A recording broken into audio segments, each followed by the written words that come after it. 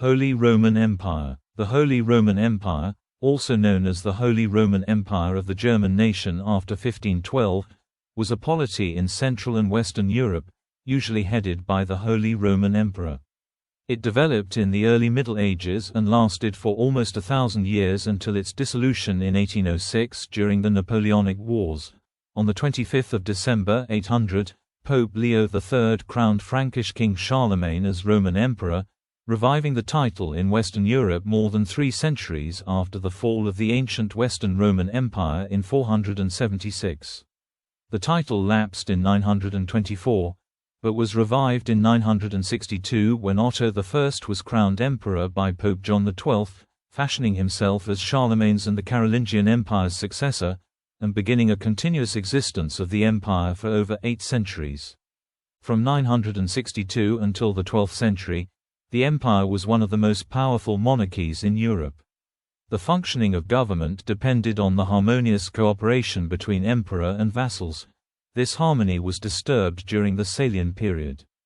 The empire reached the apex of territorial expansion and power under the House of Hohenstaufen in the mid-13th century, but overextension of its power led to a partial collapse. Scholars generally describe an evolution of the institutions and principles constituting the empire, and a gradual development of the imperial role. While the office of emperor had been re-established, the exact term for his realm as the Holy Roman Empire was not used until the 13th century, although the emperor's theoretical legitimacy from the beginning rested on the concept of translatio imperii, that he held supreme power inherited from the ancient emperors of Rome. Nevertheless, in the Holy Roman Empire, the imperial office was traditionally elective by the mostly German prince-electors. In theory and diplomacy, the emperors were considered the first among equals of all Europe's Catholic monarchs. A process of imperial reform in the late 15th and early 16th centuries transformed the empire, creating a set of institutions which endured until its final demise in the 19th century. According to historian Thomas Brady Jr., the empire after the imperial reform was a political body of remarkable longevity and stability, and resembled in some respects the monarchical polities of Europe's western tier, and in others the loosely integrated, elective polities of East-Central Europe. The new corporate German nation, instead of simply obeying the emperor, negotiated with him. On 6 August 1806, Emperor Francis II abdicated and formally dissolved the empire following the creation, the month before, by French Emperor Napoleon, of the Confederation of the Rhine, a confederation of German client states loyal not to the Holy Roman Emperor but to France. Name and general perception. Since Charlemagne, the realm was merely referred to as the Roman Empire.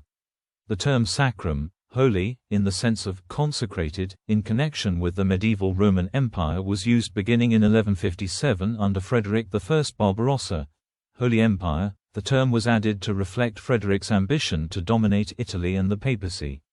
The form, Holy Roman Empire, is attested from 1254 onward.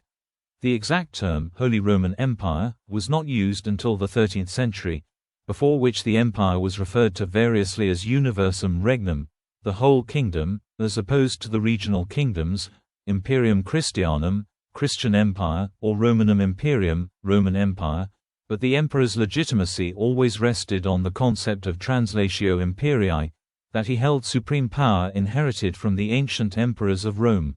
In a decree following the Diet of Cologne in 1512, the name was changed to the Holy Roman Empire of the Germanic Nation, CTFD German, Heilige Römisches Reich Deutsche Nation, Latin, Sacrum Imperium Romanum Nationis Germanici, a form first used in a document in 1474. The adoption of this new name coincided with the loss of imperial territories in Italy and Burgundy to the south and west by the late 15th century, but also to emphasize the new importance of the German imperial estates in ruling the empire due to the Imperial Reform.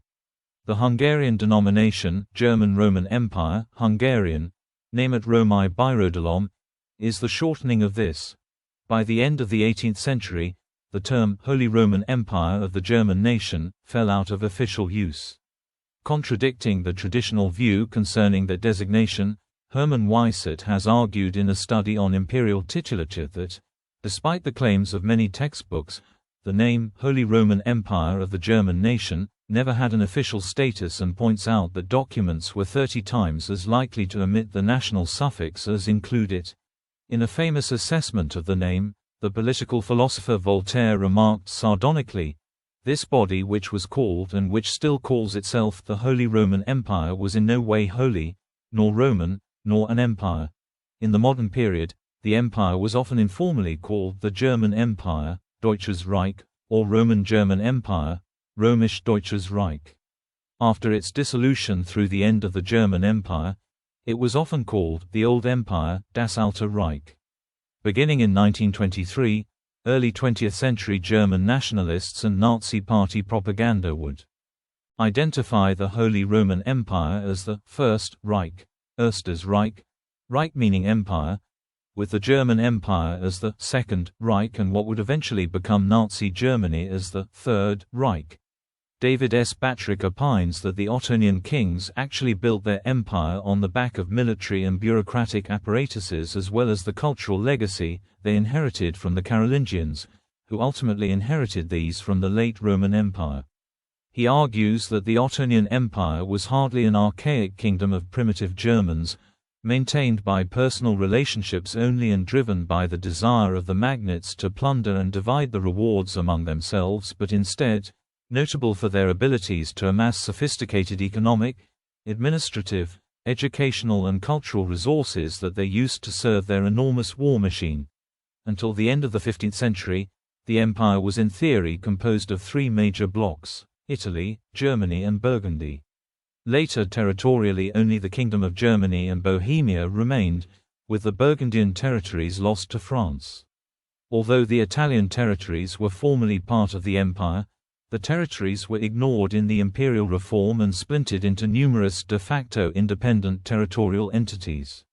The status of Italy in particular varied throughout the 16th to 18th centuries.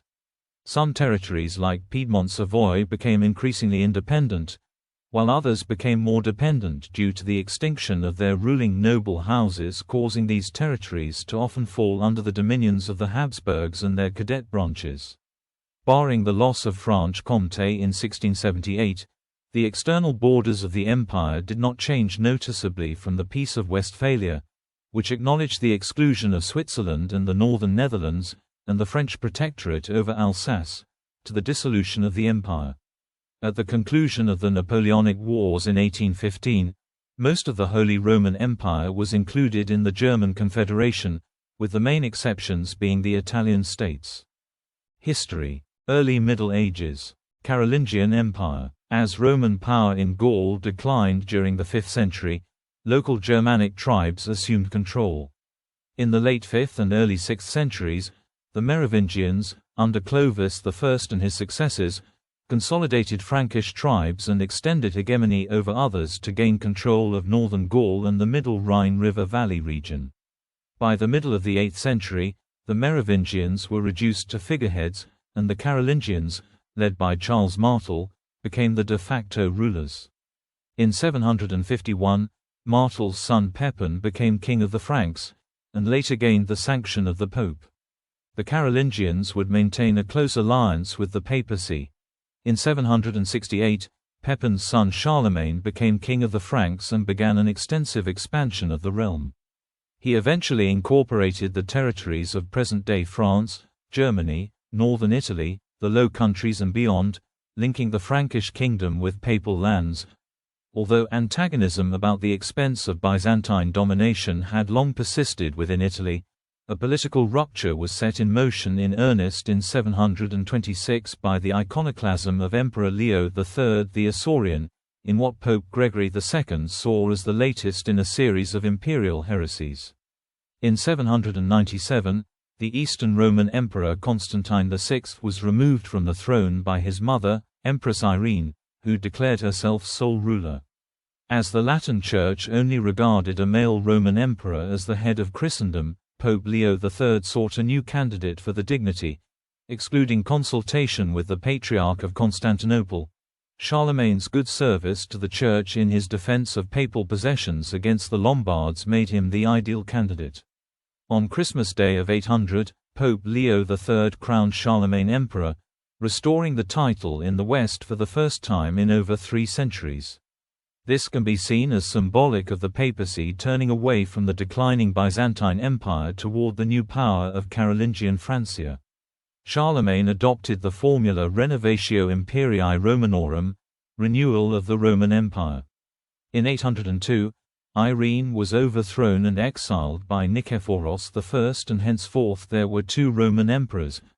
After Charlemagne died in 814, the imperial crown passed to his son, Louis the Pious. Upon Louis' death in 840, it passed to his son Lothair, who had been his co-ruler. By this point the territory of Charlemagne was divided into several territories, cf. Treaty of Verdun, Treaty of Prum, Treaty of Meersen and Treaty of Robermont. And over the course of the later 9th century the title of emperor was disputed by the Carolingian rulers of the Western Frankish Kingdom or West Francia and the Eastern Frankish Kingdom or East Francia, with first the Western king, Charles the Bald, and then the Eastern, Charles the Fat, who briefly reunited the empire, attaining the prize. In the 9th century, Charlemagne and his successors promoted the intellectual revival, known as the Carolingian Renaissance. Some, like Mortimer Chambers, opine that the Carolingian Renaissance made possible the subsequent Renaissances, even though by the early 10th century, the revival already diminished. After the death of Charles the Fat in 888, the Carolingian Empire broke apart, and was never restored. According to Regino of Prum, the parts of the realm spewed forth kinglets, and each part elected a kinglet from its own bowels. The last such emperor was Berengar I of Italy, who died in 924. Post-Carolingian Eastern Frankish Kingdom. Around 900, East Francia's autonomous stem duchies, Franconia, Bavaria, Swabia, Saxony, and Lotharingia, re-emerged. After the Carolingian king Louis the Child died without issue in 911, East Francia did not turn to the Carolingian ruler of West Francia to take over the realm but instead elected one of the dukes, Conrad of Franconia, as Rex Francorum Orientalium. On his deathbed, Conrad yielded the crown to his main rival, Henry the Fowler of Saxony, r. 919–936, who was elected king at the Diet of Fritzlar in 919.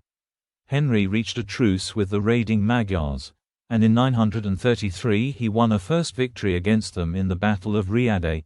Henry died in 936, but his descendants, the Ludolfing, or Ottonian, dynasty, would continue to rule the Eastern Kingdom or the Kingdom of Germany for roughly a century. Upon Henry the Fowler's death, Otto, his son and designated successor, was elected king in Aachen in 936. He overcame a series of revolts from a younger brother and from several dukes. After that, the king managed to control the appointment of dukes and often also employed bishops in administrative affairs. He replaced leaders of most of the major East Frankish duchies with his own relatives. At the same time, he was careful to prevent members of his own family from making infringements on his royal prerogatives. Formation of the Holy Roman Empire. In 951, Otto came to the aid of Queen Adelaide of Italy, defeating her enemies, marrying her, and taking control over Italy. In 955, Otto won a decisive victory over the Magyars in the Battle of Lechfeld. In 962, Otto was crowned emperor by Pope John XII, thus intertwining the affairs of the German kingdom with those of Italy and the papacy. Otto's coronation as emperor marked the German kings as successors to the Empire of Charlemagne, which through the concept of translatio imperii, also made them consider themselves as successors to ancient Rome. The flowering of arts beginning with Otto the Great's reign is known as the Ottonian Renaissance, centered in Germany but also happening in northern Italy and France. Otto created the imperial church system, often called Ottonian church system of the Reich, which tied the great imperial churches and their representatives to imperial service, thus providing a stable and long-lasting framework for Germany. During the Ottonian era, imperial women played a prominent role in political and ecclesiastic affairs, often combining their functions as religious leader and advisor, regent or co-ruler, notably Matilda of Ringelheim, Eadgyth, Adelaide of Italy, Theophanu, and Matilda of Quedlinburg. In 963, Otto deposed John XII and chose Leo VIII as the new pope, although John XII and Leo VIII both claimed the papacy until 964, when John XII died. This also renewed the conflict with the Byzantine emperor, especially after Otto's son Otto II, r. 967–983, adopted the designation Imperator Romanorum. Still, Otto II formed marital ties with the East when he married the Byzantine princess Theophanu.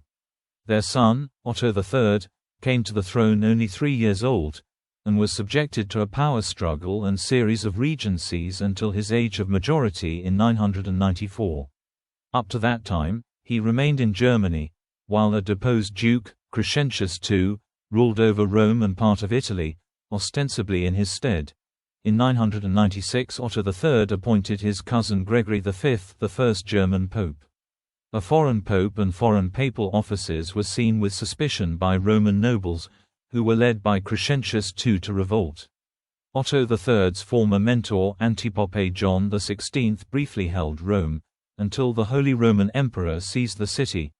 Otto died young in 1002, and was succeeded by his cousin Henry II, who focused on Germany. Otto III's, and his mentor Pope Sylvester's, diplomatic activities coincided with and facilitated the Christianization and the spread of Latin culture in different parts of Europe. They co-opted a new group of nations, Slavic, into the framework of Europe, with their empire functioning, as some remark, as a Byzantine-like presidency over a family of nations, centered on Pope and Emperor in Rome. This has proved a lasting achievement. Otto's early death, though, made his reign the tale of largely unrealized potential. Henry II died in 1024 and Conrad II, first of the Salian dynasty, was elected king only after some debate among dukes and nobles. This group eventually developed into the College of Electors. The Holy Roman Empire eventually came to be composed of 4 kingdoms: Kingdom of Germany, part of the empire since 962, Kingdom of Italy, from 962 until 1801, Kingdom of Bohemia, from 1002 as the Duchy of Bohemia and raised to a kingdom in 1198, Kingdom of Burgundy, from 1032 to 1378. High Middle Ages. Investiture controversy. Kings often employed bishops in administrative affairs and often determined who would be appointed to ecclesiastical offices. In the wake of the Cluniac reforms, this involvement was increasingly seen as inappropriate by the papacy. The reform-minded Pope Gregory VII was determined to oppose such practices, which led to the investiture controversy with King Henry IV, r. 1056–1106, crowned emperor in 1084. Henry IV repudiated the Pope's interference and persuaded his bishops to excommunicate the Pope, whom he famously addressed by his birth name, Hildebrand, rather than his papal name, Gregory. The Pope, in turn, excommunicated the king, declared him deposed, and dissolved the oaths of loyalty made to Henry. The king found himself with almost no political support and was forced to make the famous walk to Canossa in 1077, by which he achieved a lifting of the excommunication at the price of humiliation. Meanwhile, the German princes had elected another king, Rudolf of Swabia. Henry managed to defeat Rudolf, but was subsequently confronted with more uprisings, renewed excommunication, and even the rebellion of his sons. After his death, his second son, Henry V, reached an agreement with the Pope and the bishops in the 1122 Concordat of Worms. The political power of the empire was maintained, but the conflict had demonstrated the limits of the ruler's power, especially in regard to the Church, and it robbed the king of the sacral status he had previously enjoyed. The Pope and the German princes had surfaced as major players in the political system of the Holy Roman Empire. Ostsiedlung. As the result of Ostsiedlung, less populated regions of Central Europe, i.e. sparsely populated border areas in present-day Poland and Czechia, received a significant number of German speakers. Silesia became part of the Holy Roman Empire as the result of the local Piast dukes' push for autonomy from the Polish crown. From the late 12th century, the Duchy of Pomerania was under the suzerainty of the Holy Roman Empire, and the conquests of the Teutonic Order made that region German-speaking. Hohenstaufen dynasty. When the Salian dynasty ended with Henry V's death in 1125, the princes chose not to elect the next of kin, but rather Lothair III, the moderately powerful but already old Duke of Saxony. When he died in 1137, the princes again aimed to check royal power. Accordingly, they did not elect Lothair's favored heir, his son-in-law, Henry the Proud of the Welf family, but Conrad III of the Hohenstaufen family, the grandson of Emperor Henry IV and nephew of Emperor Henry V. This led to over a century of strife between the two houses. Conrad ousted the Welfs from their possessions, but after his death in 1152, his nephew Frederick Barbarossa succeeded him and made peace with the Welfs, restoring his cousin Henry the Lion to his, albeit diminished, possessions. The Hohenstaufen rulers increasingly lent land to ministeriales, formerly non-free servicemen, who Frederick hoped would be more reliable than dukes. Initially used mainly for war services, this new class of people would form the basis for the later knights, another basis of imperial power. A further important constitutional move at Roncaglia was the establishment of a new peace mechanism for the entire empire, the Landfrieden, with the first imperial one being issued in 1103 under Henry IV at Mainz. This was an attempt to abolish private feuds between the many dukes and other people, and to tie the emperor's subordinates to a legal system of jurisdiction and public prosecution of criminal acts, a predecessor of the modern concept of rule of law. Another new concept of the time was the systematic founding of new cities by the emperor and by the local dukes. These were partly a result of the explosion in population. They also concentrated economic power at strategic locations. Before this, cities had only existed in the form of old Roman foundations or older bishoprics. Cities that were founded in the 12th century include Freiburg, possibly the economic model for many later cities, and Munich. Frederick Barbarossa was crowned emperor in 1155. He emphasized the Romanness of the empire, partly in an attempt to justify the power of the emperor independent of the, now strengthened, pope. An imperial assembly at the fields of Roncaglia in 1158 reclaimed imperial rights in reference to Justinian I's Corpus Juris Civilis. Imperial rights have been referred to as regalia since the investiture controversy, but were enumerated for the first time at Roncaglia. This comprehensive list included public roads, tariffs, coining, collecting punitive fees, and the seating and unseating of office holders. These rights were now explicitly rooted in Roman law, a far-reaching constitutional act. Frederick's policies were primarily directed at Italy, where he clashed with the free-minded cities of the north, especially the Duchy of Milan. He also embroiled himself in another conflict with the papacy by supporting a candidate elected by a minority against Pope Alexander III, 1159 to 1181. Frederick supported a succession of antipopes before finally making peace with Alexander in 1177. In Germany, the emperor had repeatedly protected Henry the Lion against complaints by rival princes or cities, especially in the cases of Munich and Lübeck. Henry gave only lackluster support to Frederick's policies, and, in a critical situation during the Italian Wars, Henry refused the emperor's plea for military support. After returning to Germany, an embittered Frederick opened proceedings against the Duke, resulting in a public ban and the confiscation of all Henry's territories. In 1190, Frederick participated in the Third Crusade, dying in the Armenian Kingdom of Cilicia. During the Hohenstaufen period, German princes facilitated a successful, peaceful eastward settlement of lands that were uninhabited or inhabited sparsely by West Slavs. German-speaking farmers, traders, and craftsmen from the western part of the empire, both Christians and Jews, moved into these areas. The gradual Germanization of these lands was a complex phenomenon that should not be interpreted in the biased terms of 19th-century nationalism. The eastward settlement expanded the influence of the empire to include Pomerania and Silesia, as did the intermarriage of the local, still mostly Slavic, rulers with German spouses.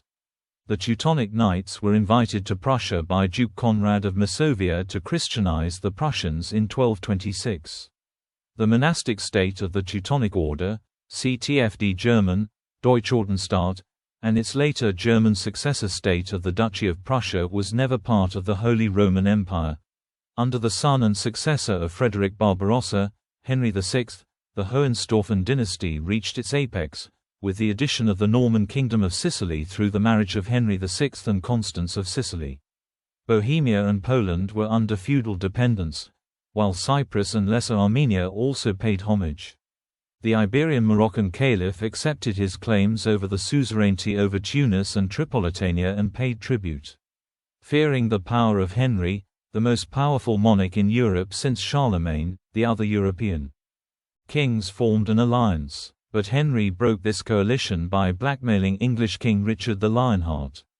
The Byzantine emperor worried that Henry would turn his crusade plan against his empire, and began to collect the Alemannicon to prepare against the expected invasion. Henry also had plans for turning the empire into a hereditary monarchy, although this met with opposition from some of the princes and the Pope. The emperor suddenly died in 1197, leading to the partial collapse of his empire. As his son, Frederick II, though already elected king, was still a small child and living in Sicily, German princes chose to elect an adult king, resulting in the dual election of Frederick Barbarossa's youngest son Philip of Swabia and Henry the Lion's son Otto of Brunswick, who competed for the crown. After Philip was murdered in a private squabble in 1208, Otto prevailed for a while, until he began to also claim Sicily. Pope Innocent III, who feared the threat posed by a union of the Empire and Sicily, was now supported by Frederick II, who marched to Germany and defeated Otto. After his victory, Frederick did not act upon his promise to keep the two realms separate. Though he had made his son Henry King of Sicily before marching on Germany, he still reserved real political power for himself. This continued after Frederick was crowned emperor in 1220. Fearing Frederick's concentration of power, the Pope finally excommunicated him. Another point of contention was the crusade, which Frederick had promised but repeatedly postponed. Now, although excommunicated, Frederick led the Sixth Crusade in 1228, which ended in negotiations and a temporary restoration of the Kingdom of Jerusalem. Despite his imperial claims, Frederick's rule was a major turning point toward the disintegration of central rule in the empire. While concentrating on establishing a more centralized state in Sicily, he was mostly absent from Germany and issued far-reaching privileges to Germany's secular and ecclesiastical princes. In the 1220 Confederatio cum Principibus Ecclesiasticis, Frederick gave up a number of regalia in favor of the bishops, among them tariffs, coining, and the right to build fortification. The 1232 Statutum in Favorum Principum mostly extended these privileges to secular territories. Although many of these privileges had existed earlier, they were now granted globally, and once and for all, to allow the German princes to maintain order north of the Alps while Frederick concentrated on Italy. The 1232 document marked the first time that the German dukes were called domini terrae, owners of their lands, a remarkable change in terminology as well. Kingdom of Bohemia. The Kingdom of Bohemia was a significant regional power during the Middle Ages. In 1212, King Ottokar I, bearing the title king since 1198, extracted a golden bull of Sicily, a formal edict, from Emperor Frederick II, confirming the royal title for Ottokar and his descendants, and the Duchy of Bohemia was raised to a kingdom. Bohemia's political and financial obligations to the empire were gradually reduced. Charles IV set Prague to be the seat of the Holy Roman Emperor. Interregnum. After the death of Frederick II in 1250, the German kingdom was divided between his son Conrad IV, died 1254, and the anti-king, William of Holland, died 1256. Conrad's death was followed by the Interregnum, during which no king could achieve universal recognition, allowing the princes to consolidate their holdings and become even more independent as rulers. After 1257, the crown was contested between Richard of Cornwall, who was supported by the Guelph party, and Alfonso X of Castile, who was recognized by the Hohenstaufen party but never set foot on German soil. After Richard's death in 1273, Rudolf I of Germany, a minor pro-Hohenstaufen count, was elected. He was the first of the Habsburgs to hold a royal title, but he was never crowned emperor. After Rudolf's death in 1291, Adolf and Albert were two further weak kings who were never crowned emperor. Albert was assassinated in 1308. Almost immediately, King Philip IV of France began aggressively seeking support for his brother, Charles of Valois, to be elected the next king of the Romans. Philip thought he had the backing of the French Pope, Clement V, established at Avignon in 1309, and that his prospects of bringing the empire into the orbit of the French royal house were good. He lavishly spread French money in the hope of bribing the German electors. Although Charles of Valois had the backing of pro-French Henry, Archbishop of Cologne, many were not keen to see an expansion of French power, least of all Clement V. The principal rival to Charles appeared to be Count Palatine Rudolf II. But the electors, the great territorial magnates who had lived without a crowned emperor for decades, were unhappy with both Charles and Rudolf. Instead, Count Henry of Luxembourg, with the aid of his brother, Archbishop Baldwin of Trier, was elected as Henry VII with 6 votes at Frankfurt on 27 November 1308. Though a vassal of King Philip, Henry was bound by few national ties, and thus suitable as a compromise candidate. Henry VII was crowned king at Aachen on 6 January 1309, and emperor by Pope Clement V on 29 June 1312 in Rome, ending the Interregnum. Changes in political structure. During the 13th century, a general structural change in how land was administered prepared the shift of political power toward the rising bourgeoisie at the expense of the aristocratic feudalism that would characterize the late Middle Ages. The rise of the cities and the emergence of the new burgher class eroded the societal, legal and economic order of feudalism. Peasants were increasingly required to pay tribute to their landlords. The concept of property began to replace more ancient forms of jurisdiction, although they were still very much tied together. In the territories, not at the level of the empire, power became increasingly bundled. Whoever owned the land had jurisdiction, from which other powers derived. Jurisdiction at the time did not include legislation, which was virtually non-existent until well into the 15th century. Court practice heavily relied on traditional customs or rules described as customary. During this time, territories began to transform into the predecessors of modern states.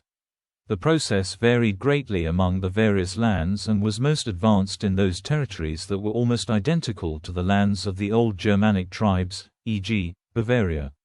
It was slower in those scattered territories that were founded through imperial privileges. In the 12th century, the Hanseatic League established itself as a commercial and defensive alliance of the merchant guilds of towns and cities in the empire and all over northern and central Europe. It dominated marine trade in the Baltic Sea, the North Sea and along the connected navigable rivers. Each of the affiliated cities retained the legal system of its sovereign and, with the exception of the free imperial cities, had only a limited degree of political autonomy. By the late 14th century, the powerful League enforced its interests with military means, if necessary. This culminated in a war with the sovereign Kingdom of Denmark from 1361 to 1370.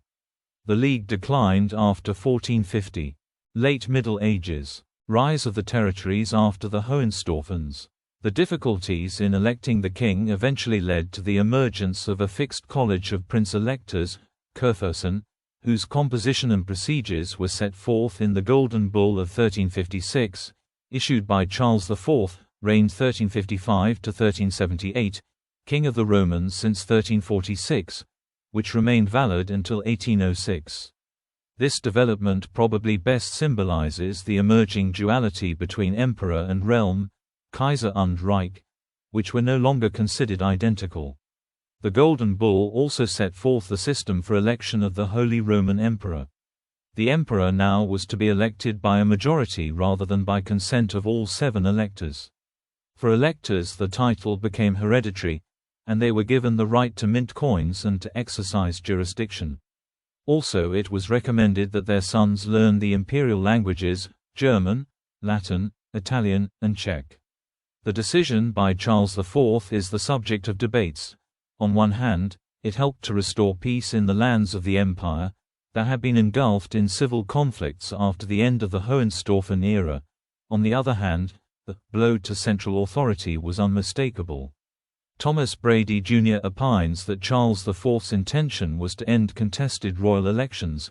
From the Luxembourg's perspective, they also had the advantage that the King of Bohemia had a permanent and preeminent status as one of the electors himself. At the same time, he built up Bohemia as the Luxembourg's core land of the empire and their dynastic base. His reign in Bohemia is often considered the land's golden age. According to Brady Jr., though, under all the glitter, one problem arose. The government showed an inability to deal with the German immigrant waves into Bohemia, thus leading to religious tensions and persecutions. The imperial project of the Luxembourg halted under Charles's son Wenceslaus, reigned 1378–1419 as King of Bohemia, 1376–1400 as King of the Romans, who also faced opposition from 150 local baronial families. The shift in power away from the emperor is also revealed in the way the post-Hohenstaufen kings attempted to sustain their power. Earlier, the empire's strength and finances greatly relied on the empire's own lands, the so-called Reichstag, which always belonged to the king of the day and included many imperial cities. After the 13th century, the relevance of the Reichstag faded, even though some parts of it did remain until the empire's end in 1806. Instead, the Reichstag was increasingly pawned to local dukes, sometimes to raise money for the empire, but more frequently to reward faithful duty or as an attempt to establish control over the dukes. The direct governance of the Reichstag no longer matched the needs of either the king or the dukes. The kings, beginning with Rudolf I of Germany, increasingly relied on the lands of their respective dynasties to support their power. In contrast with the Reichstag, which was mostly scattered and difficult to administer, these territories were relatively compact and thus easier to control. In 1282, Rudolf I thus lent Austria and Styria to his own sons. In 1312, Henry VII of the House of Luxembourg was crowned as the first Holy Roman Emperor since Frederick II. After him, all kings and emperors relied on the lands of their own family. Hausmacht. Louis IV of Wittelsbach, King 1314, Emperor 1328–1347, relied on his lands in Bavaria. Charles IV of Luxembourg, the grandson of Henry VII, drew strength from his own lands in Bohemia. It was thus increasingly in the king's own interest to strengthen the power of the territories, since the king profited from such a benefit in his own lands as well. Imperial Reform. The constitution of the empire still remained largely unsettled at the beginning of the 15th century. Feuds often happened between local rulers. The robber baron, Raubritter, became a social factor. Simultaneously, the Catholic Church experienced crises of its own, with wide-reaching effects in the empire. The conflict between several papal claimants, two anti-popes and the legitimate pope, ended only with the Council of Constance, 1414–1418. After 1419, the papacy directed much of its energy to suppressing the Hussites. The medieval idea of unifying all Christendom into a single political entity, with the Church and the Empire as its leading institutions, began to decline. With these drastic changes, much discussion emerged in the 15th century about the empire itself. Rules from the past no longer adequately described the structure of the time, and a reinforcement of earlier landfrieden was urgently needed. The vision for a simultaneous reform of the empire and the Church on a central level began with Sigismund, reigned 1433–1437, King of the Romans since 1411, who, according to historian Thomas Brady Jr., possessed a breadth of vision and a sense of grandeur unseen in a German monarch since the 13th century. But external difficulties, self-inflicted mistakes and the extinction of the Luxembourg male line made this vision unfulfilled. Frederick III was the first Habsburg to be crowned Holy Roman Emperor, in 1452. He had been very careful regarding the reform movement in the empire. For most of his reign, he considered reform as a threat to his imperial prerogatives. He avoided direct confrontations, which might lead to humiliation if the princes refused to give way. After 1440, the reform of the empire and church was sustained and led by local and regional powers, particularly the territorial princes. In his last years, he felt more pressure on taking action from a higher level. Berthold von Henneberg, the Archbishop of Mainz, who spoke on behalf of reform-minded princes, who wanted to reform the empire without strengthening the imperial hand, capitalized on Frederick's desire to secure the imperial election for his son Maximilian. Thus, in his last years, he presided over the initial phase of imperial reform, which would mainly unfold under his Maximilian. Maximilian himself was more open to reform, although naturally he also wanted to preserve and enhance imperial prerogatives. After Frederick retired to Linz in 1488, as a compromise, Maximilian acted as mediator between the princes and his father. When he attained sole rule after Frederick's death, he would continue this policy of brokerage, acting as the impartial judge between options suggested by the princes. Creation of institutions. Major measures for the reform were launched at the 1495 Reichstag at Worms. A new organ was introduced, the Reichskammergericht, that was to be largely independent from the emperor. A new tax was launched to finance it, the Gemeine Pfennig, although this would only be collected under Charles V and Ferdinand I, and not fully.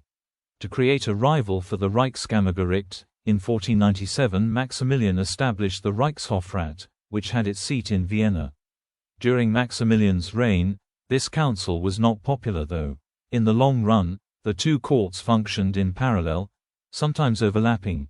In 1500, Maximilian agreed to establish an organ called the Reichsregiment, central imperial government, consisting of 20 members including the electors, with the emperor or his representative as its chairman, first organized in 1501 in Nuremberg. But Maximilian resented the new organization, while the estates failed to support it. The new organ proved politically weak, and its power returned to Maximilian in 1502. The most important governmental changes targeted the heart of the regime, the chancery. Early in Maximilian's reign, the court chancery at Innsbruck competed with the imperial chancery, which was under the Elector Archbishop of Mainz, the senior imperial chancellor. By referring the political matters in Tyrol, Austria as well as imperial problems to the court chancery, Maximilian gradually centralized its authority. The two chanceries became combined in 1502. In 1496, the emperor created a general treasury, Hofkammer, in Innsbruck, which became responsible for all the hereditary lands. The Chamber of Accounts, Reichskammer, at Vienna was made subordinate to this body. Under Paul von Liechtenstein, the Hofkammer was entrusted with not only hereditary lands affairs, but Maximilian's affairs as the German king too. Reception of Roman law. At the 1495 Diet of Worms, the reception of Roman law was accelerated and formalized. The Roman law was made binding in German courts, except in the case it was contrary to local statutes. In practice, it became the basic law throughout Germany, displacing Germanic local law to a large extent, although Germanic law was still operative at the lower courts. Other than the desire to achieve legal unity and other factors, the adoption also highlighted the continuity between the ancient Roman Empire and the Holy Roman Empire. To realize his resolve to reform and unify the legal system, the emperor frequently intervened personally in matters of local legal matters, overriding local charters and customs. This practice was often met with irony and scorn from local councils, who wanted to protect local codes. The legal reforms seriously weakened the ancient Weimar court, Wiengericht, or secret tribunal of Westphalia, traditionally held to be instituted by Charlemagne, but this theory is now considered unlikely, although it would not be abolished completely until 1811, when it was abolished under the order of Jerome Bonaparte. National political culture. Maximilian and Charles V, despite the fact both emperors were internationalists personally, were the first who mobilized the rhetoric of the nation, firmly identified with the Reich by the contemporary humanists. With encouragement from Maximilian and his humanists, iconic spiritual figures were reintroduced or became notable. The humanists rediscovered the work Germania, written by Tacitus. According to Peter H. Wilson, the female figure of Germania was reinvented by the emperor as the virtuous pacific mother of Holy Roman Empire of the German nation. Whaley further suggests that, despite the later religious divide, patriotic motifs developed during Maximilian's reign, both by Maximilian himself and by the humanist writers who responded to him, formed the core of a national political culture. Maximilian's reign also witnessed the gradual emergence of the German common language, with the notable roles of the imperial chancery and the chancery of the Wettin Elector Frederick the Wise.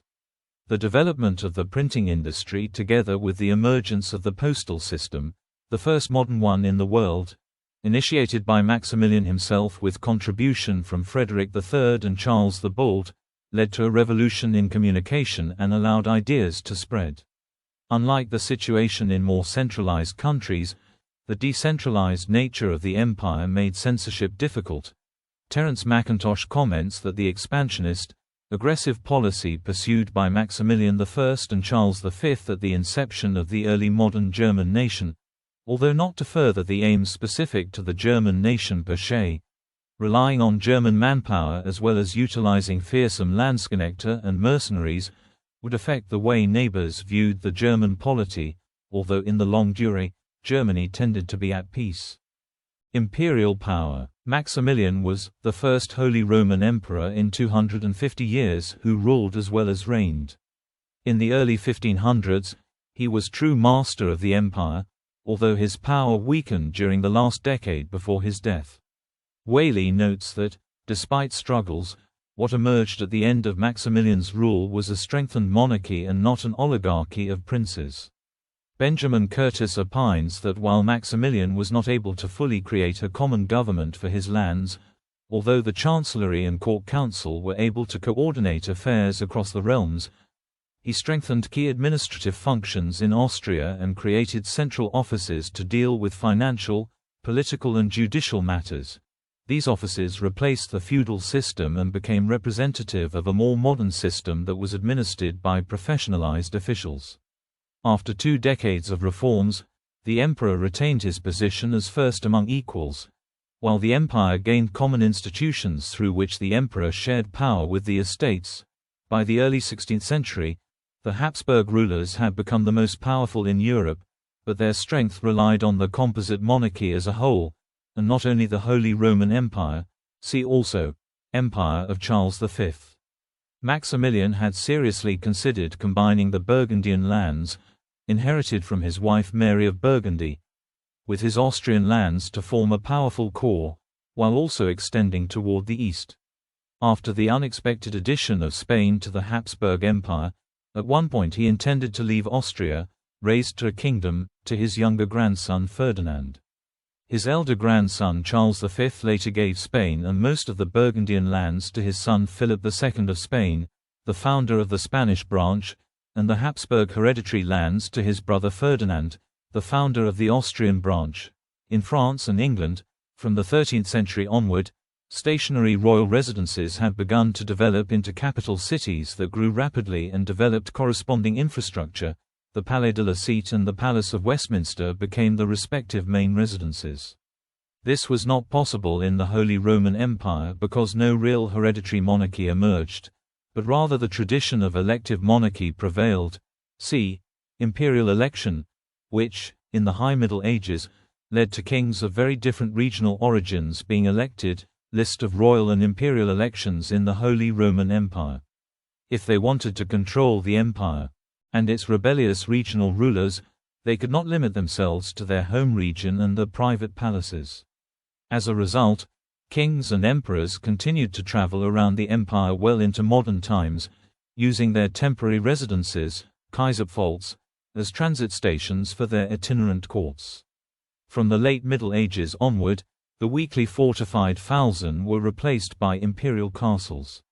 It was only King Ferdinand I, the younger brother of the then Emperor Charles V, who moved his main residence to the Vienna Hofburg in the middle of the 16th century, where most of the following Habsburg emperors subsequently resided. Vienna did not become the capital of the empire, just of a Habsburg hereditary state, the Archduchy of Austria. The emperors continued to travel to their elections and coronations at Frankfurt and Aachen, to the imperial diets at different places and to other occasions. The Perpetual Diet of Regensburg was based in Regensburg from 1663 to 1806. Rudolf II resided in Prague, the Wittelsbach Emperor Charles VII in Munich. A German capital in the true sense only existed in the Second German Empire from 1871, when the Kaiser, Reichstag and Reichskanzler resided in Berlin. Early capitalism. While particularism prevented the centralization of the empire, it gave rise to early developments of capitalism. In Italian and Hanseatic cities like Genoa and Pisa, Hamburg and Lübeck, warrior merchants appeared and pioneered raiding and trading maritime empires. These practices declined before 1500, but they managed to spread to the maritime periphery in Portugal, Spain, the Netherlands and England, where they provoked emulation in grander, oceanic scale. William Thompson agrees with M. N. Pearson that this distinctively European phenomenon happened because in the Italian and Hanseatic cities which lacked resources and were small in size and population, the rulers, whose social status was not much higher than the merchants, had to pay attention to trade. Thus the warrior merchants gained the state's coercive powers, which they could not gain in Mughal or other Asian realms, whose rulers had few incentives to help the merchant class, as they controlled considerable resources and their revenue was land-bound. In the 1450s, the economic development in southern Germany gave rise to banking empires, cartels and monopolies in cities such as Ulm, Regensburg, and Augsburg. Augsburg in particular, associated with the reputation of the Fugger, Welser and Baumgartner families, is considered the capital city of early capitalism. Augsburg benefited majorly from the establishment and expansion of the Kaiserliche Reichspost in the late 15th and early 16th century. Even when the Habsburg Empire began to extend to other parts of Europe, Maximilian's loyalty to Augsburg, where he conducted a lot of his endeavors, meant that the imperial city became the dominant center of early capitalism of the 16th century, and the location of the most important post office within the Holy Roman Empire. From Maximilian's time, as the terminuses of the first transcontinental post lines began to shift from Innsbruck to Venice and from Brussels to Antwerp, in these cities, the communication system and the news market started to converge. As the Fuggers as well as other trading companies based their most important branches in these cities, these traders gained access to these systems as well. The 1557, 1575 and 1607 bankruptcies of the Spanish branch of the Habsburgs though damaged the Fuggers substantially. Moreover, discovery of water routes to India and the New World shifted the focus of European economic development from the Mediterranean to the Atlantic. Emphasis shifted from Venice and Genoa to Lisbon and Antwerp. Eventually American mineral developments reduced the importance of Hungarian and Tyrolean mineral wealth. The nexus of the European continent remained landlocked until the time of expedient land conveyances in the form of primarily rail and canal systems, which were limited in growth potential. In the new continent, on the other hand, there were ports in abundance to release the plentiful goods obtained from those new lands. The economic pinnacles achieved in Germany in the period between 1450 and 1550 would not be seen again until the end of the 19th century. In the Netherlands part of the empire, financial centers evolved together with markets of commodities. Topographical development in the 15th century made Antwerp a port city. Boosted by the privileges it received as a loyal city after the Flemish revolts against Maximilian, it became the leading seaport city in Northern Europe and served as the conduit for a remarkable 40% of world trade. Conflicts with the Habsburg Spanish government in 1576 and 1585, though made merchants relocate to Amsterdam, which eventually replaced it as the leading port city. Reformation and Renaissance. In 1516, Ferdinand II of Aragon, grandfather of the future Holy Roman Emperor Charles V, died. Charles initiated his reign in Castile and Aragon, a union which evolved into Spain, in conjunction with his mother Joanna of Castile. In 1519, already reigning as Carlos I in Spain, Charles took up the imperial title as Karl V. The Holy Roman Empire would end up going to a more junior branch of the Habsburgs in the person of Charles's brother Ferdinand, while the senior branch continued to rule in Spain and the Burgundian inheritance in the person of Charles's son, Philip II of Spain. Many factors contribute to this result. For James D. Tracy, it was the polycentric character of the European civilization that made it hard to maintain a dynasty whose territories bestrode the continent from the Low Countries to Sicily and from Spain to Hungary, not to mention Spain's overseas possessions. Others point out the religious tensions, fiscal problems and obstruction from external forces including France and the Ottomans. On a more personal level, Charles failed to persuade the German princes to support his son Philip, whose awkward and withdrawn character and lack of German language skills doomed this enterprise to failure. Before Charles's reign in the Holy Roman Empire began, in 1517, Martin Luther launched what would later be known as the Reformation. The empire then became divided along religious lines, with the north, the east, and many of the major cities, Strasbourg, Frankfurt, and Nuremberg, becoming Protestant while the southern and western regions largely remained Catholic. At the beginning of Charles's reign, another Reichsregiment was set up again, 1522, although Charles declared that he would only tolerate it in his absence and its chairman had to be a representative of his. Charles V was absent in Germany from 1521 to 1530. Similar to the one set up in the early 1500s, the Reichsregiment failed to create a federal authority independent of the emperor, due to the unsteady participation and differences between princes. Charles V defeated the Protestant princes in 1547 in the Schmalkaldic War, but the momentum was lost and the Protestant estates were able to survive politically despite military defeat. In the 1555 Peace of Augsburg, Charles V, through his brother Ferdinand, officially recognized the right of rulers to choose Catholicism or Lutheranism. Zwinglians, Calvinists and radicals were not included. In 1555, Paul IV was elected Pope and took the side of France, whereupon an exhausted Charles finally gave up his hopes of a world Christian empire. Baroque period. Germany would enjoy relative peace for the next 6 decades. On the Eastern Front, the Turks continued to loom large as a threat, although war would mean further compromises with the Protestant princes, and so the emperor sought to avoid it. In the West, the Rhineland increasingly fell under French influence. After the Dutch revolt against Spain erupted, the empire remained neutral, de facto allowing the Netherlands to depart the empire in 1581. A side effect was the Cologne War, which ravaged much of the Upper Rhine. Emperor Ferdinand III formally accepted Dutch neutrality in 1653, a decision ratified by the Reichstag in 1728. After Ferdinand died in 1564, his son Maximilian II became emperor, and like his father accepted the existence of Protestantism and the need for occasional compromise with it. Maximilian was succeeded in 1576 by Rudolf II, who preferred classical Greek philosophy to Christianity and lived an isolated existence in Bohemia. He became afraid to act when the Catholic Church was forcibly reasserting control in Austria and Hungary, and the Protestant princes became upset over this. Imperial power sharply deteriorated by the time of Rudolf's death in 1612.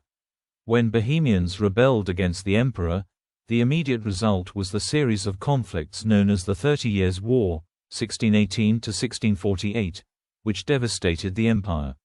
Foreign powers, including France and Sweden, intervened in the conflict and strengthened those fighting the imperial power, but also seized considerable territory for themselves.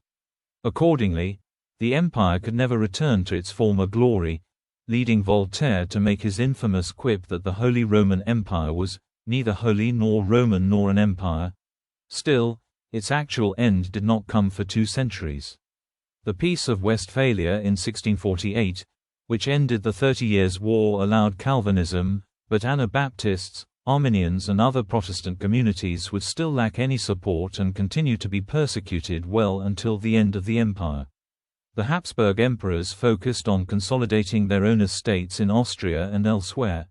At the Battle of Vienna, 1683, the army of the Holy Roman Empire, led by the Polish King John III Sobieski, decisively defeated a large Turkish army, stopping the Western Ottoman advance and leading to the eventual dismemberment of the Ottoman Empire in Europe. The army was 1/3 forces of the Polish-Lithuanian Commonwealth and 2/3 forces of the Holy Roman Empire. Modern period. Prussia and Austria. By the rise of Louis XIV, the Habsburgs were chiefly dependent on their hereditary lands to counter the rise of Prussia, which possessed territories inside the empire. Throughout the 18th century, the Habsburgs were embroiled in various European conflicts, such as the War of the Spanish Succession, 1701–1714, the War of the Polish Succession, 1733–1735, and the War of the Austrian Succession, 1740–1748. The German dualism between Austria and Prussia dominated the empire's history after 1740. French Revolutionary Wars and final dissolution. From 1792 onward, revolutionary France was at war with various parts of the empire intermittently. The German mediatization was the series of mediatizations and secularizations that occurred between 1795 and 1814, during the latter part of the era of the French Revolution and then the Napoleonic era. Mediatization was the process of annexing the lands of one imperial estate to another, often leaving the annexed some rights.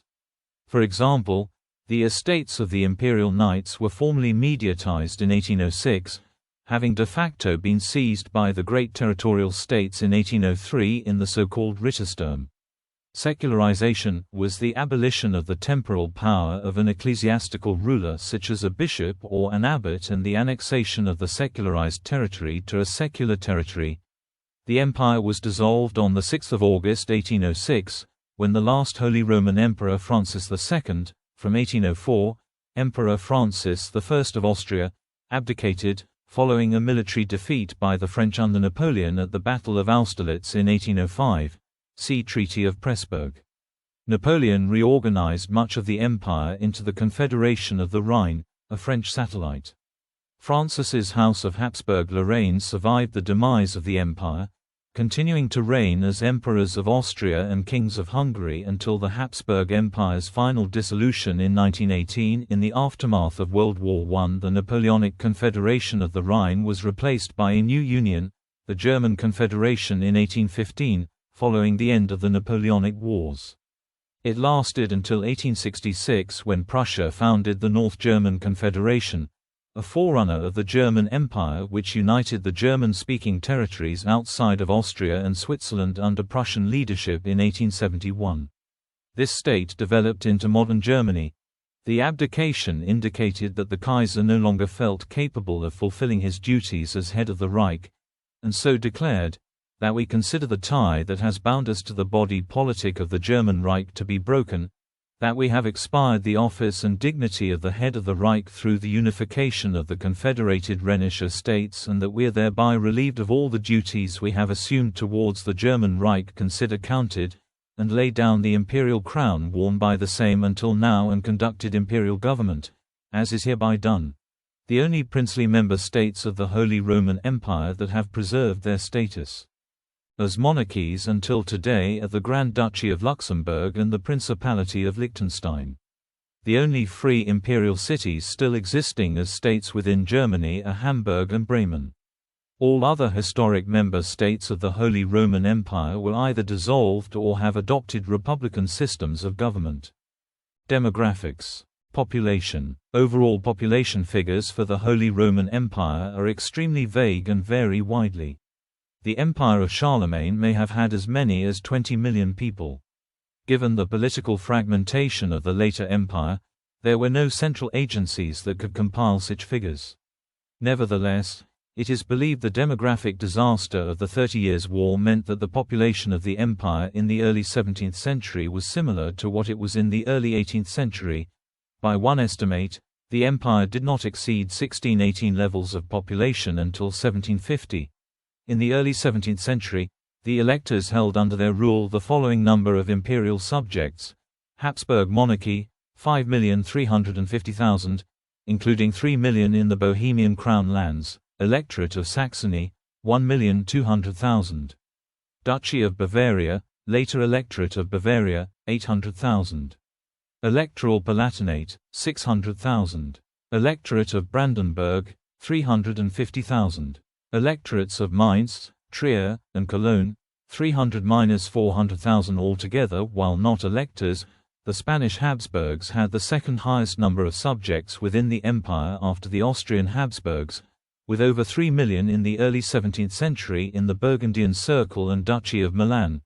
Peter Wilson estimates the empire's population at 20 million in 1700, of whom 5 million lived in Imperial Italy.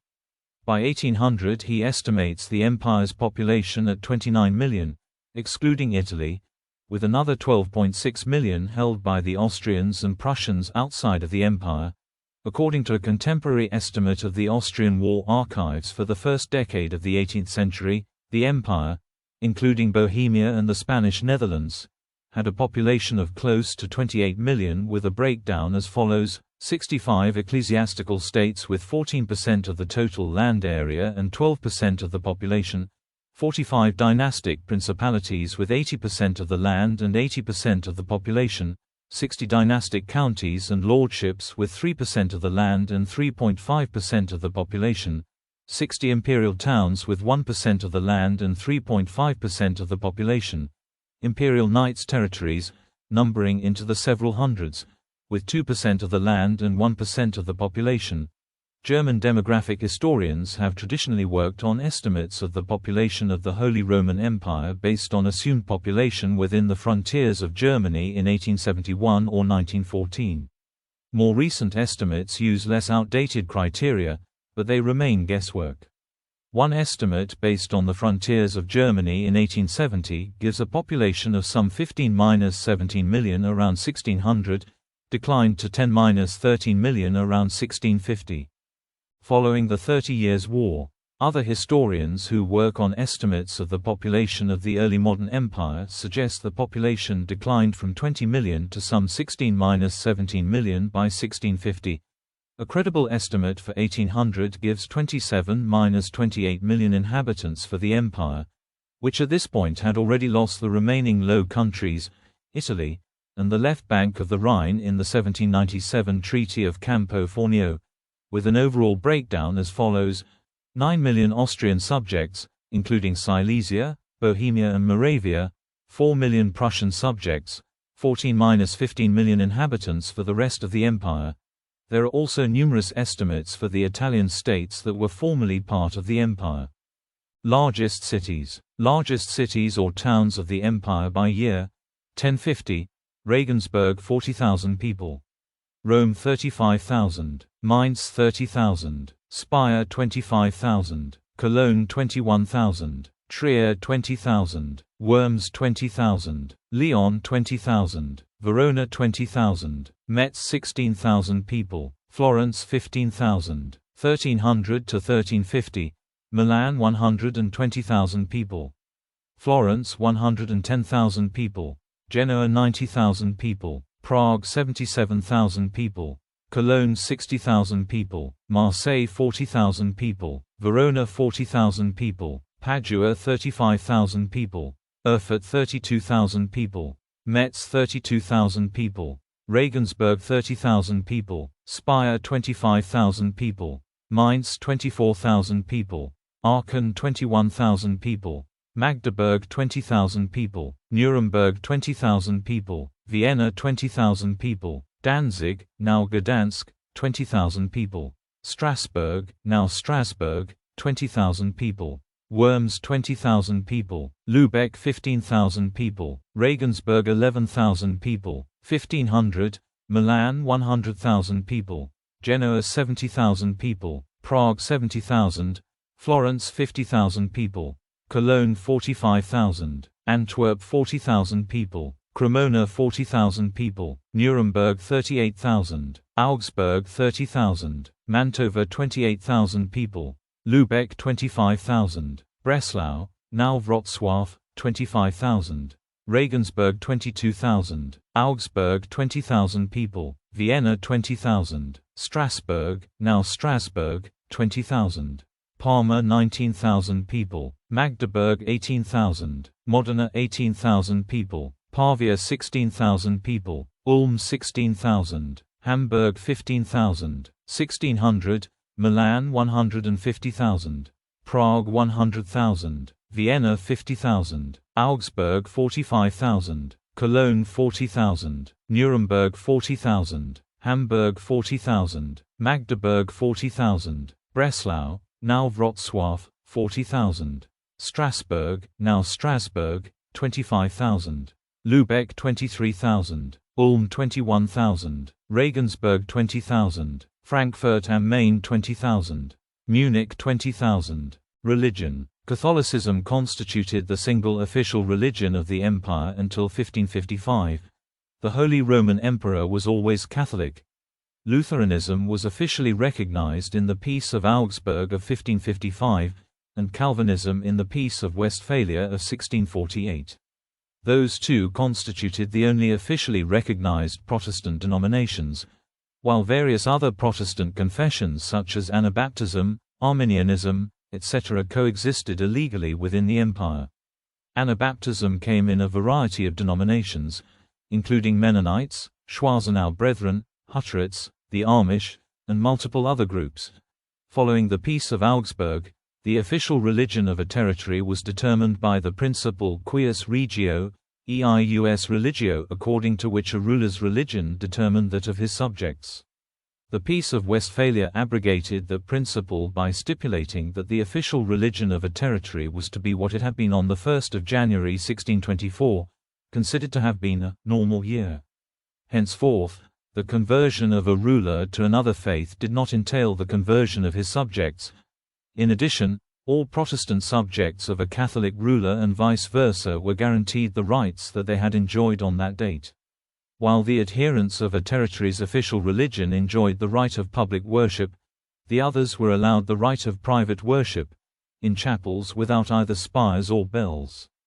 In theory, no one was to be discriminated against or excluded from commerce, trade, craft or public burial on grounds of religion. For the first time, the permanent nature of the division between the Christian churches of the empire was more or less assumed. A Jewish minority existed in the Holy Roman Empire. The Holy Roman Emperors claimed the right of protection and taxation of all the Jews of the empire, but there were also large-scale massacres of Jews, especially at the time of the First Crusade and during the Wars of Religion in the 16th century. Institutions. The Holy Roman Empire was neither a centralized state nor a nation-state. Instead, it was divided into dozens, eventually hundreds, of individual entities governed by kings, dukes, counts, bishops, abbots, and other rulers, collectively known as princes. There were also some areas ruled directly by the emperor. From the High Middle Ages onwards, the Holy Roman Empire was marked by an uneasy coexistence with the princes of the local territories who were struggling to take power away from it. To a greater extent than in other medieval kingdoms such as France and England, the emperors were unable to gain much control over the lands that they formerly owned. Instead, to secure their own position from the threat of being deposed, emperors were forced to grant more and more autonomy to local rulers, both nobles and bishops. This process began in the 11th century with the investiture controversy and was more or less concluded with the 1648 Peace of Westphalia. Several emperors attempted to reverse this steady dilution of their authority but were thwarted both by the papacy and by the princes of the empire. Imperial estates. The number of territories represented in the imperial diet was considerable, numbering about 300 at the time of the Peace of Westphalia. Many of these Kleinstaaten, little states, covered no more than a few square miles, or included several non-contiguous pieces, so the empire was often called a CTFD Flickenteppich, patchwork carpet. An entity was considered a CTFD Reichsstand, imperial estate, if, according to feudal law, it had no authority above it except the Holy Roman Emperor himself. The imperial estates comprised territories ruled by a hereditary nobleman, such as a prince, archduke, duke, or count. Territories in which secular authority was held by an ecclesiastical dignitary, such as an archbishop, bishop, or abbot. Such an ecclesiastic or churchman was a prince of the church. In the common case of a prince-bishop, this temporal territory, called a prince-bishopric, frequently overlapped with his often larger ecclesiastical diocese, giving the bishop both civil and ecclesiastical powers. Examples are the prince-archbishoprics of Cologne, Trier, and Mainz. Free imperial cities and imperial villages, which were subject only to the jurisdiction of the emperor. The scattered estates of the free imperial knights and imperial counts, immediate subject to the emperor but unrepresented in the imperial diet. A sum total of 1,500 imperial estates has been reckoned. For a list of CTFD Reichstag in 1792, see List of imperial diet participants, 1792. The most powerful lords of the later empire were the Austrian Habsburgs, who ruled 240,000 kilometers to 93,000 square miles of land within the empire in the first half of the 17th century, mostly in modern-day Austria and Czechia.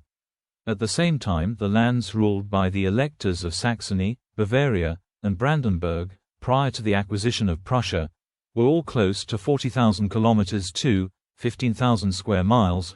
The Duke of Brunswick-Lüneburg, later the Elector of Hanover, had a territory around the same size. These were the largest of the German realms.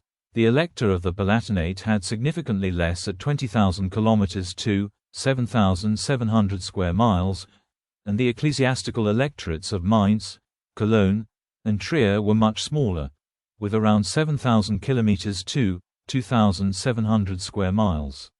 Just larger than them, with roughly 7,000 to 10,000 kilometers to 2,700 to 3,900 square miles, were the Duchy of Württemberg, the Landgraviate of Hessen-Kassel, and the Duchy of Mecklenburg-Schwerin. They were roughly matched in size by the prince-bishoprics of Salzburg and Munster. The majority of the other German territories, including the other prince-bishoprics, were under 5,000 kilometers to 1,900 square miles, the smallest being those of the Imperial Knights. Around 1790 the Knights consisted of 350 families, ruling a total of only 5,000 kilometers to 1,900 square miles, collectively. Imperial Italy was less fragmented politically, most of it circa 1600 being divided between Savoy, Piedmont, Nice, Ulster, the Grand Duchy of Tuscany, Bar Lucca, the Republic of Genoa, Liguria, Corisca, the Duchies of Modena Reggio and Parma Piacenza, Emilia, and the Spanish Duchy of Milan, most of Lombardy, each with between 500,000 and 1.5 million people. The Low Countries were also more coherent than Germany, being entirely under the dominion of the Spanish Netherlands as part of the Burgundian Circle, at least nominally. King of the Romans. A prospective emperor first had to be elected King of the Romans, Latin, Rex Romanorum, German, Römischer König. German kings had been elected since the 9th century. At that point they were chosen by the leaders of the 5 most important tribes, the Salian Franks of Lorraine, Ripuarian Franks of Franconia, Saxons, Bavarians, and Swabians. In the Holy Roman Empire, the main dukes and bishops of the kingdom elected the King of the Romans. The imperial throne was transferred by election, but emperors often ensured their own sons were elected during their lifetimes, enabling them to keep the crown for their families. This only changed after the end of the Salian dynasty in the 12th century. In 1356, Emperor Charles IV issued the Golden Bull, which limited the electors to 7, the King of Bohemia, the Count Palatine of the Rhine, the Duke of Saxony, the Margrave of Brandenburg, and the Archbishops of Cologne, Mainz, and Trier. During the 30 Years' War, the Duke of Bavaria was given the right to vote as the 8th elector, and the Duke of Brunswick-Lüneburg, colloquially, Hanover, was granted a 9th electorate. Additionally, the Napoleonic Wars resulted in several electorates being reallocated, but these new electors never voted before the empire's dissolution. A candidate for election would be expected to offer concessions of land or money to the electors in order to secure their vote. After being elected, the King of the Romans could theoretically claim the title of emperor only after being crowned by the Pope. In many cases, This took several years while the king was held up by other tasks. Frequently he first had to resolve conflicts in rebellious northern Italy or was quarreling with the Pope himself. Later emperors dispensed with the papal coronation altogether, being content with the styling emperor-elect. The last emperor to be crowned by the Pope was Charles V in 1530. The emperor had to be male and of noble blood. No law required him to be a Catholic, but as the majority of the electors adhered to this faith, no Protestant was ever elected. Whether and to what degree he had to be German was disputed among the electors, contemporary experts in constitutional law, and the public. During the Middle Ages, some kings and emperors were not of German origin, but since the Renaissance, German heritage was regarded as vital for a candidate in order to be eligible for imperial office. Imperial Diet, Reichstag. The Imperial Diet, Reichstag, or Reichsversammlung, was not a legislative body as is understood today, as its members envisioned it to be more like a central forum, where it was more important to negotiate than to decide. The Diet was theoretically superior to the emperor himself. It was divided into three classes. The first class, the Council of Electors, consisted of the electors, or the princes who could vote for King of the Romans. The second class, the Council of Princes, consisted of the other princes. The Council of Princes was divided into two benches, one for secular rulers and one for ecclesiastical ones. Higher-ranking princes had individual votes, while lower-ranking princes were grouped into colleges by geography. Each college had one vote. The third class was the Council of Imperial Cities, which was divided into two colleges, Swabia and the Rhine. The Council of Imperial Cities was not fully equal with the others. It could not vote on several matters such as the admission of new territories. The representation of the free cities at the Diet had become common since the late Middle Ages. Nevertheless, their participation was formally acknowledged only as late as 1648 with the Peace of Westphalia ending the 30 Years' War. Imperial Courts. The empire also had two courts, the Reichshofrat, also known in English as the Aulic Council, at the court of the king, emperor, and the Reichskammergericht, Imperial Chamber Court, established with the Imperial Reform of 1495 by Maximilian I. The Reichskammergericht and the Aulic Council were the two highest judicial instances in the Old Empire. The Imperial Chamber Court's composition was determined by both the Holy Roman Emperor and the subject states of the empire. Within this court, the emperor appointed the Chief Justice, always a high-born aristocrat, several divisional chief judges, and some of the other puisne judges. The Aulic Council held standing over many judicial disputes of state, both in concurrence with the Imperial Chamber Court and exclusively on their own. The province's Imperial Chamber Court extended to breaches of the public peace, cases of arbitrary distraint or imprisonment, pleas which concerned the treasury, violations of the emperor's decrees or the laws passed by the Imperial Diet, disputes about property between immediate tenants of the empire or the subjects of different rulers, and finally suits against immediate tenants of the empire, with the exception of criminal charges and matters relating to imperial fiefs, which went to the Aulic Council. The Aulic Council even allowed the emperors the means to depose rulers who did not live up to expectations. Imperial circles. As part of the Imperial Reform, 6 imperial circles were established in 1500, 4 more were established in 1512.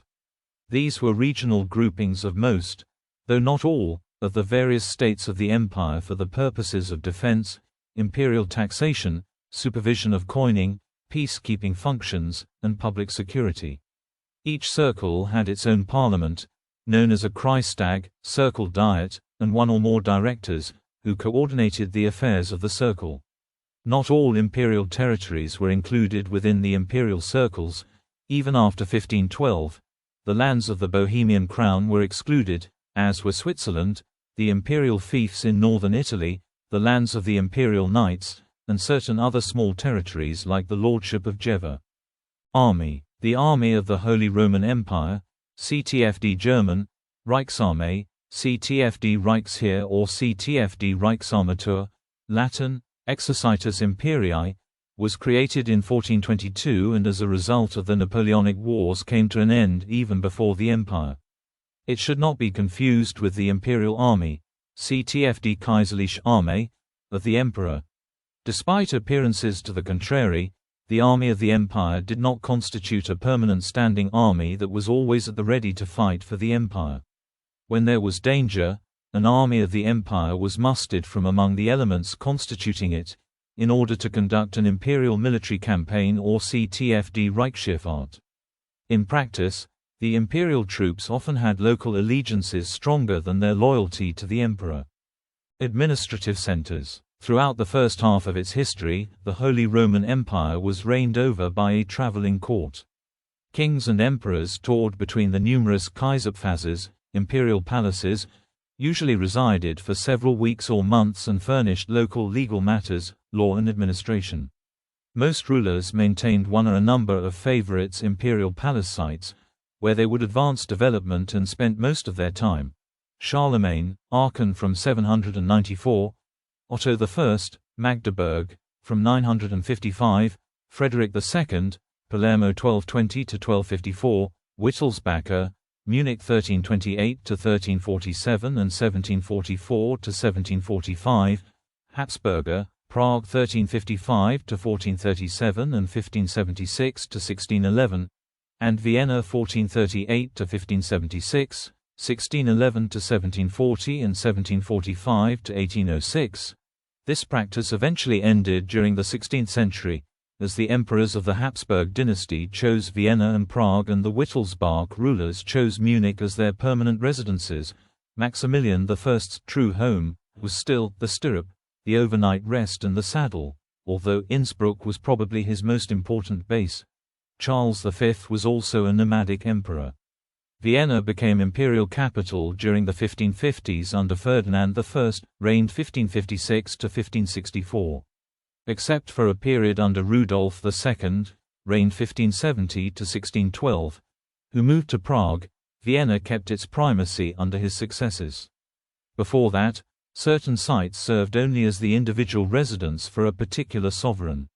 A number of cities held official status, where the imperial estates would summon at imperial diets, the deliberative assembly of the empire. The imperial diet, Reichstag, resided variously in Paderborn, Bad Lippspring, Ingelheim am Rhein, Diedenhofen, now Thionville, Aachen, Worms, Forchheim, Trubur, Fritzlar, Ravenna, Quedlinburg, Dortmund, Verona, Minden, Mainz, Frankfurt am Main, Merseburg, Goslar, Wurzburg, Bamberg, Schwabisch Hall, Augsburg, Nuremberg, Quierzy-sur-Oise, Speyer, Gelnhausen, Erfurt, Eger, now Kep, Esslingen, Lindau, Freiburg, Cologne, Constance and Trier before it was moved permanently to Regensburg.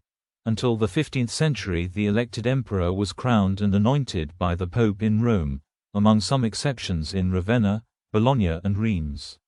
Since 1508, Emperor Maximilian I, imperial elections took place in Frankfurt am Main, Augsburg, Rennes, Cologne or Regensburg. In December 1497 the Aulic Council, Reichshofrat, was established in Vienna. In 1495 the Reichskammergericht was established, which variously resided in Worms, Augsburg, Nuremberg, Regensburg, Speyer and Esslingen before it was moved permanently to Wetzlar. Foreign relations. The Habsburg royal family had its own diplomats to represent its interests. The larger principalities in the Holy Roman Empire, beginning around 1648, also did the same. The Holy Roman Empire did not have its own dedicated Ministry of Foreign Affairs and therefore the imperial diet had no control over these diplomats.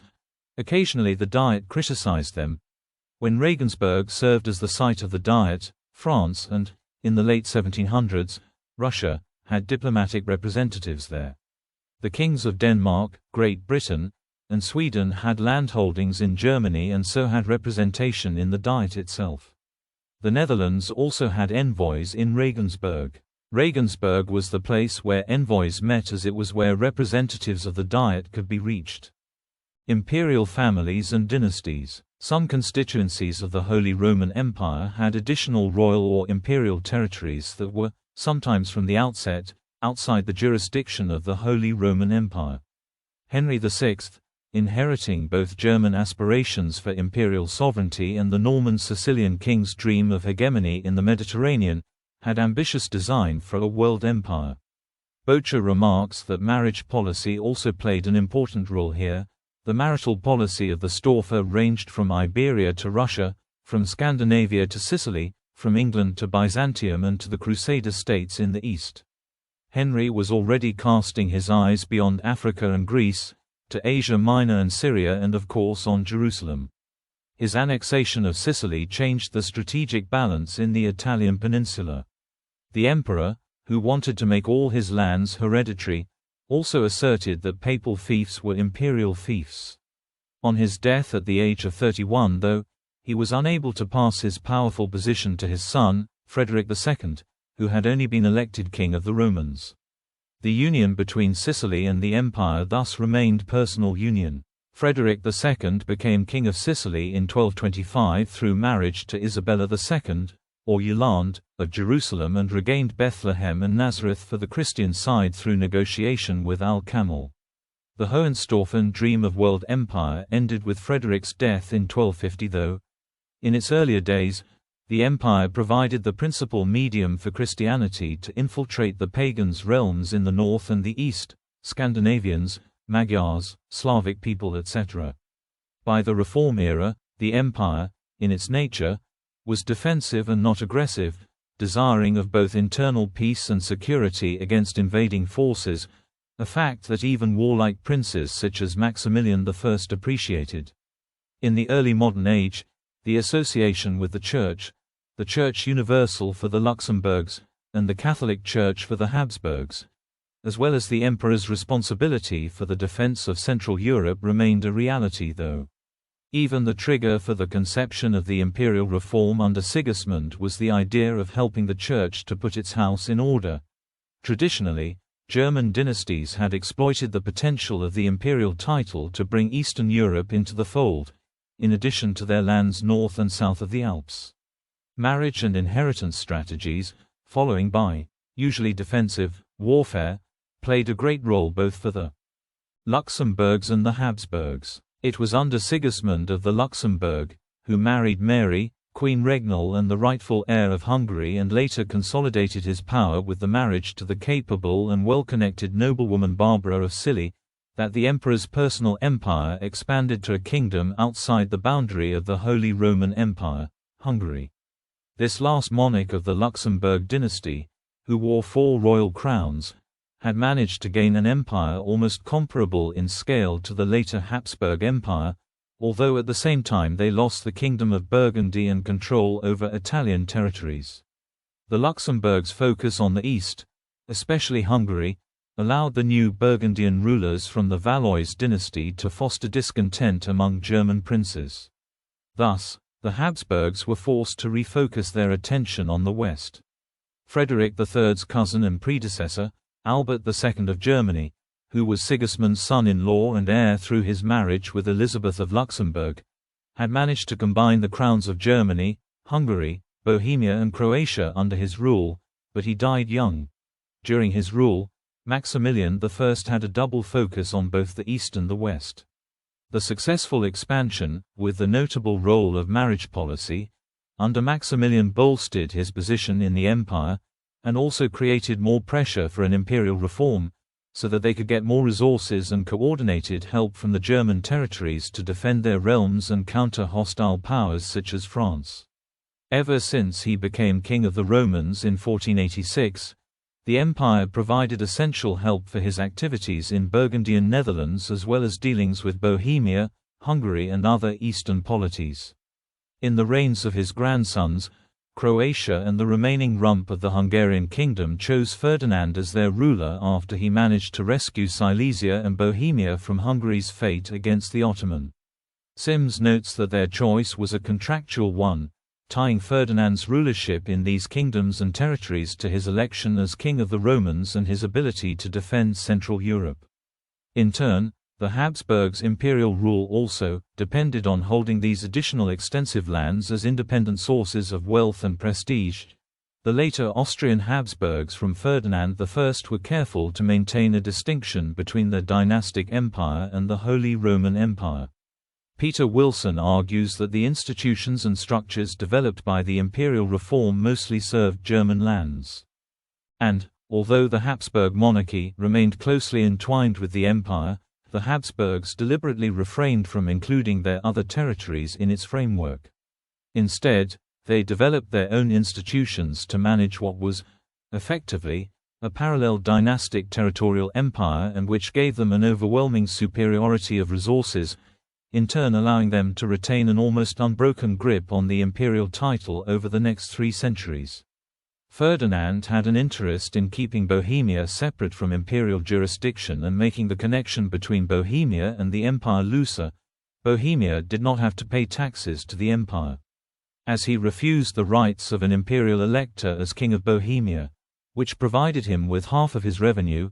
He was able to give Bohemia, as well as associated territories such as Upper and Lower Alsatia, Silesia and Moravia, the same privileged status as Austria, therefore affirming his superior position in the empire.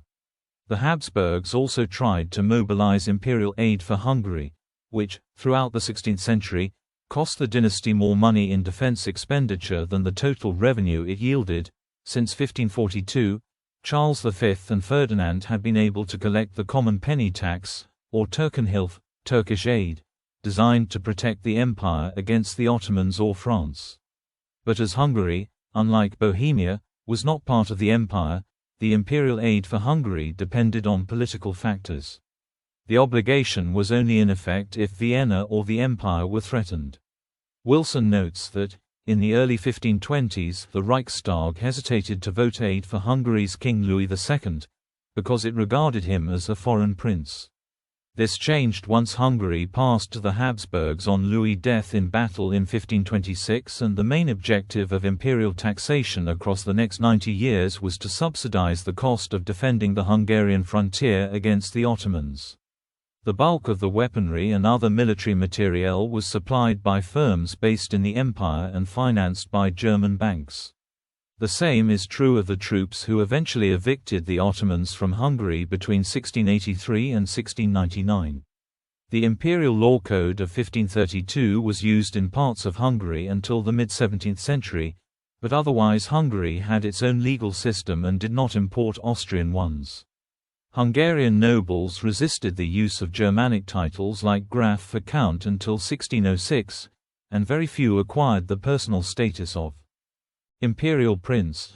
Responding to the opinion that the Habsburgs' dynastic concerns were damaging to the Holy Roman Empire, Whaley writes that, "There was no fundamental incompatibility between dynasticism and participation in the empire, either for the Habsburgs or for the Saxons or others." Imperial marriage strategies had double-edged effects for the Holy Roman Empire though. The Spanish connection was an example. While it provided a powerful partner in the defense of Christendom against the Ottomans, it allowed Charles V to transfer the Burgundian Netherlands, Franche-Comté as well as other imperial fiefs such as Milan to his son Philip II's Spanish Empire.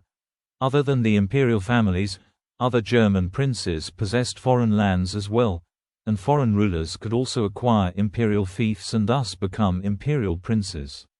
This phenomenon contributed to the fragmentation of sovereignty, in which imperial vassals remained semi-sovereign, while strengthening the interconnections, and chances of mutual interference, between the Kingdom of Germany and the Empire in general with other kingdoms such as Denmark and Sweden, who accepted the status of imperial vassals on behalf of their German possessions, which were subjected to imperial laws.